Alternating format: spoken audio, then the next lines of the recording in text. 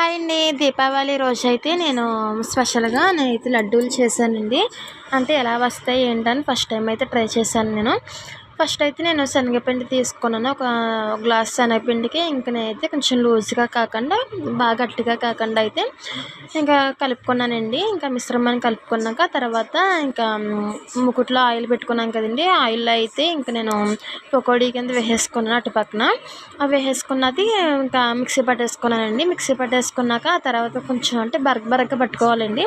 పట్టుకున్నాక ఇంకో ప్యాన్ పెట్టుకున్నాను. ఇంకో ప్యాన్ పట్టుకొని అందులో మనకి స్వీట్ ఎంత తింటామో దాన్ని బట్టి షుగర్ వేసుకొని షుగర్ కరిగేటప్పటికి కొంచెం వాటర్ వేసుకోవాలి. వాటర్ వేసేసుకున్నాక నేను ఈ మిక్సీ పట్టుకున్నాను కదండీ! ఇది ఆ మిశ్రమాన్ని లడ్డు మిశ్రమాన్ని అయితే నేను మిక్సీ పట్టేసుకున్న దాన్ని అందులో వేసేసుకున్నాను. అందులో వేసేసుకున్నాక ఆ తర్వాత యాలక్కాయల పొడిని కూడా వేసుకోవాలండి. యాలక్కాయల పొడిని వేసుకుంటే దాని టేస్ట్ మనకు బాగుంటుంది. ఆ తర్వాత యాలక్కాయల పొడిని కూడా వేసేసుకున్నాను. వేసేసుకున్నాక మనం పైన నెయ్యి కూడా వేసుకోవాలండి. అది బాగా దగ్గర పడేంత వరకు మనం తిప్పుకుంటూ ఉండాలండి. లేకపోతే కొంచెం అడుగంటుద్ది. ఆ తర్వాత అంటే నేను ఎలా వస్తుంది ఏంటా అని అనుకున్నాను, కానీ బాగా వచ్చిందండి టేస్ట్ అయితే.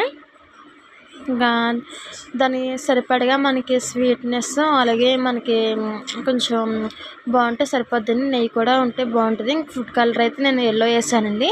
అంటే నేను మోతీచూర్ లడ్డూలే చేశాను ఇంట్లోను. చేస్తే నాకు కలర్ వచ్చి నాకు ఆరెంజ్ అయితే లేదు కలరు.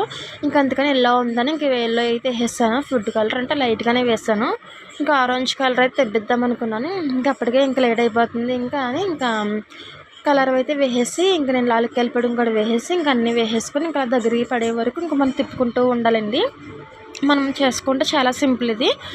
మరి మీకు కూడా నచ్చిందని అనుకుంటున్నాను వీడియో. మరి నచ్చితే మటుకు లైక్ చేయండి, సబ్స్క్రైబ్ చేయండి, కామెంట్ చేయండి.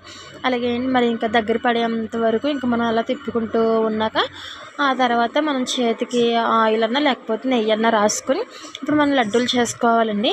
టేస్ట్ అయితే చాలా బాగుంది. నాకైతే బాగా నచ్చింది. మీరు కూడా ఒకసారి ట్రై చేయండి.